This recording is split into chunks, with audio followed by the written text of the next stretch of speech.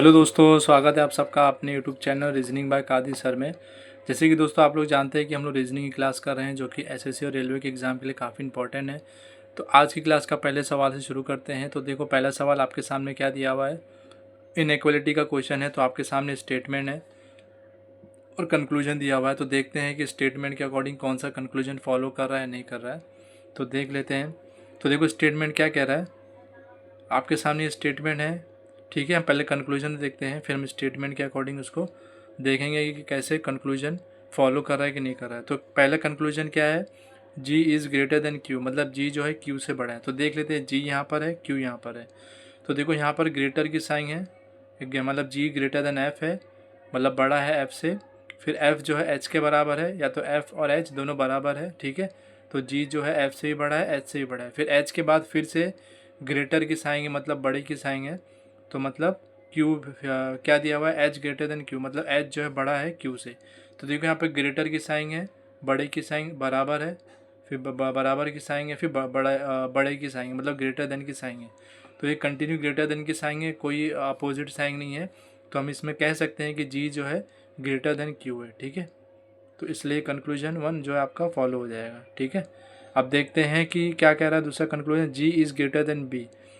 अब देखो यहाँ पर इस तरफ देखेंगे, जी यहाँ पर है, बी यहाँ पर है। ठीक है, अब जी के बाद क्या है, ग्रेटर देन इक्वल है, मतलब बड़ा या छोटा है ई। ठीक है, फिर बाद में क्या दिखा रहा है, ई से, ई जो है बड़ा है टी से, और टी जो है बराबर है बी के, मतलब टी और बी एक दूसरे के बराबर है। ठीक है, तो देखो यहाँ पर भी ग्रेटर देन की साइन है, फिर यहाँ पर ग्रेटर देन की साइन है, फिर बाद में देखो टी के बाद बी दिया है, या टी को बी मान लो या बी को टी मान लो, दोनों बराबर है। तो यहाँ से भी कंक्लूजन जो है फॉलो कर रहा है, मतलब जी जो है बी से जो है ग्रेटर देन है। ठीक है, तो इसलिए आपका आंसर क्या बनेगा, both one and second conclusion follow. ठीक है, तो ये आपका आंसर बनेगा, और आपको ये ऑप्शन में दिया रहेगा, तो यही आपका आंसर राइट हो जाएगा, both one and two follow. ठीक है, तो मुझे उम्मीद है आपको ये क्वेश्चन समझ में आया होगा। देखते हैं अगला क्वेश्चन। तो दोस्तों आपके सामने क्वेश्चन नंबर 2 आ चुका है, जो कि नंबर एनालॉजी का क्वेश्चन है। तो देख लेते हैं कि क्वेश्चन क्या कह रहा है और हमें क्या सॉल्व कैसे करना है। तो यहाँ पे देखो 64 है, 81 है, 121 से 144 बना है, तो 169 से क्या बनेगा। तो लॉजिक देख लेते हैं। तो देखो ये 64 किसका स्क्वायर है, ये 8 का स्क्वायर है। 81 किसका स्क्वायर है, ये 9 का स्क्वायर है। ठीक है, 121 किसका स्क्वायर है, ये 11 का स्क्वायर है। 144 किसका स्क्वायर है, 12 का स्क्वायर है, 12 का स्क्वायर है।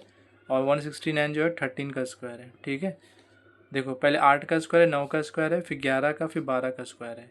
ठीक है, मतलब 8 के बाद 9, 11 के बाद 12, तो अब 13 के बाद क्या आएगा, 14, और 14 का क्या निकालना है, स्क्वायर। तो 14 का स्क्वायर क्या होता है, 196। 14 का स्क्वायर होता है 196, जो कि ऑप्शन नंबर 4 में दिया हुआ है। तो इसलिए आपका ऑप्शन नंबर 4 राइट हो जाएगा। तो मुझे उम्मीद है आपको ये लॉजिक समझ में आया होगा। देखते हैं अगला क्वेश्चन। तो दोस्तों आपके सामने क्वेश्चन नंबर 3 आ चुका है, जो कि नंबर सीरीज़ का क्वेश्चन है। तो देख लेते हैं इसको कैसे सॉल्व किया जा सकता है। तो देखो ये 17 से 30 बना है, 30 से 44, फिर 59 बना है, फिर 75। तो 75 से क्या बनेगा, तो देख लेते हैं इसमें क्या लॉजिक फॉलो हो रहा है। तो देखो 17 से 30 कैसे बना सकते हैं, अगर इसमें प्लस 13 करेंगे तो ये 30 हो जाएगा। अब 30 में क्या प्लस करें, 44 हो जाएगा, तो इसमें 14 प्लस करना पड़ेगा।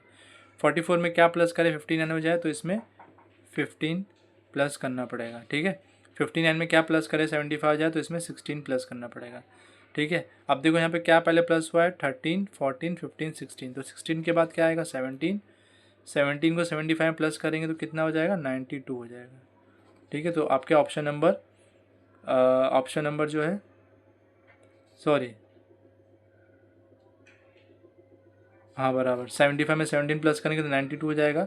तो इसलिए आपका ऑप्शन नंबर 1 राइट हो जाएगा। ठीक है, तो इसमें लॉजिक क्या चला है, पहले 13 प्लस हो रहा है, फिर 14, फिर 15, फिर 16, फिर 17।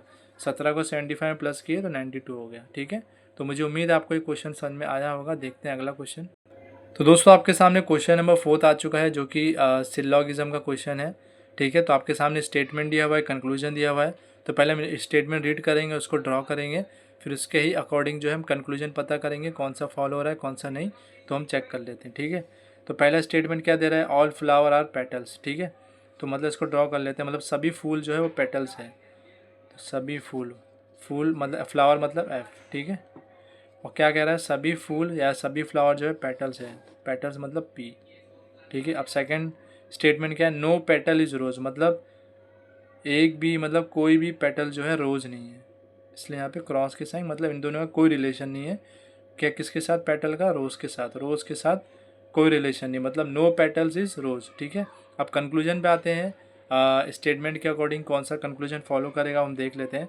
तो पहला कंक्लूजन कह रहा है ऑल पेटल्स आर फुल, मतलब फ्लावर, मतलब सभी पेटल जो है फ्लावर है। ठीक है, अब देखो यहाँ पे अगर आप देखोगे कि देखो ये जो है ये फ्लावर है और ये जो है पेटल्स है। यहाँ क्या दिख रहा है? सभी फ्लावर जो है पेटल्स है, और लेकिन कंक्लूजन क्या कह रहा है? All petal of flower.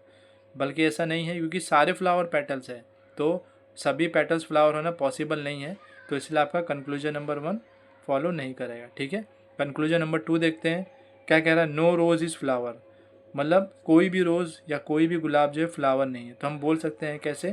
क्योंकि सारे पेटल्स जो है रोज़ नहीं है और सारे पेटल्स के अंदर ही फ्लावर है, इसलिए कोई भी फ्लावर या कोई भी फूल जो है वो रोज़ नहीं है, तो इसलिए आपका कंक्लूजन नंबर 2 फॉलो हो जाएगा। तो आपका आंसर क्या बनेगा? Only conclusion 2 follow. ठीक है, ओनली कंक्लूजन 2 फॉलो। ठीक है, तो यही आपका आंसर बनेगा। ठीक है, तो मुझे उम्मीद है आपको ये क्वेश्चन समझ में आया होगा। देखते हैं आज का आखिरी क्वेश्चन। तो दोस्तों आपके सामने आज का आखिरी क्वेश्चन आ चुका है, जो कि नंबर एनालॉगी या क्वेश्चन है। तो इसको देख लेते हैं कैसे सॉल्व करना है। तो यहाँ पे क्या कह रहा है? 10 से 55 बना है, 12 से 65, 18 से क्या बनेगा? तो देख लेते हैं ये दोनों में क्या लॉजिक चल रहा है, वही लॉजिक इसमें अप्लाई करेंगे, पता करेंगे क्या नंबर आ सकता है। तो देखो 10 में अगर 5 से मल्टीप्लाई करेंगे तो कितना हो जाएगा? 50 हो जाएगा, और इसी 50 में +5 करेंगे तो ये 55 हो जाएगा। मतलब पहले 5 से मल्टीप्लाई करना है और फिर 5 जोड़ना है। तो वैसे ही देखो 12 में 5 से मल्टीप्लाई करोगे तो 60 हो जाएगा, +5 करोगे तो 65 हो जाएगा। ठीक है, तो वैसे ही सेम 18 में 5 से मल्टीप्लाई करेंगे 90 हो जाएगा, 90 में 5 प्लस करोगे 95 हो जाएगा। तो 95 आपका ऑप्शन नंबर 3 में दिया हुआ है, तो इसलिए आपका ऑप्शन नंबर 3 राइट हो जाएगा। ठीक है, तो मुझे उम्मीद है आपको आज का सेशन समझ में आया होगा, अच्छा लगा होगा। अगर आपको हमारा पढ़ाना अच्छा लग रहा है, समझ में आ रहा है, तो अपने दोस्तों में इसको शेयर करिए ताकि लोग पढ़ सके। तब तक के लिए धन्यवाद, मिलते हैं अगली क्लास में। धन्यवाद।